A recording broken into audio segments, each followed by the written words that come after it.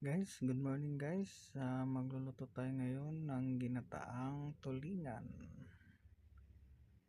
Request po kasi ng asawa ko yung ginataang tulingan. Kasi matagal na daw po siyang hindi nakakatikim ng ginataang isda. Kaya pinagluluto ko guys. Masarap po kasi yung ginataang isda eh. Lalo na yung mga malaking isda. Yung gaya ng tulingan. Guys, ihahanda lang po natin yung mga pampalasa po. Kaya abangan nyo guys yung susunod na gagawin ko. Thank you for watching guys.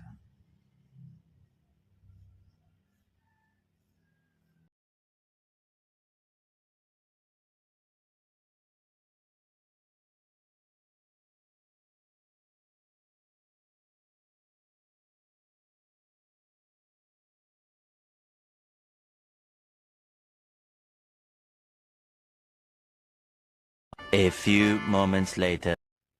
Ito na guys, mag-iitay ng mantika, kawali. Tsaka lagyan natin yung bawang guys. Tsaka yung sibuyas. Lagyan na rin, isusunod na rin natin yung sibuyas. Huwag masyadong yun guys. Lutuin yung bawang sa sibuyas. Sa luya at saka sili rin. Sinunod natin. Yan guys. Pagkatapos yan guys, ito na yung piniritong isda. Buhos lang natin yan guys.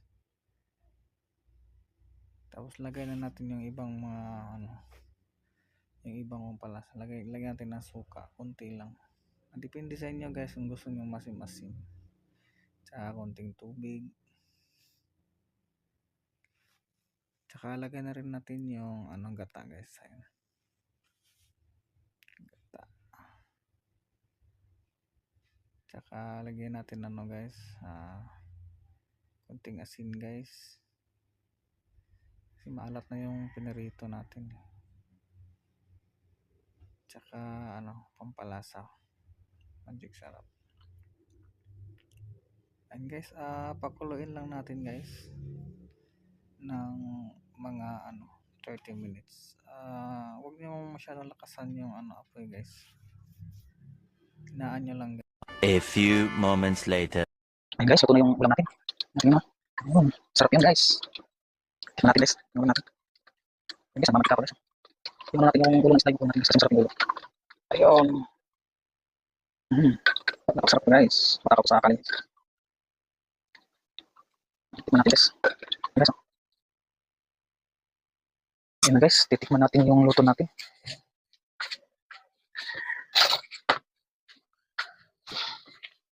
Titikman natin yung luto natin guys.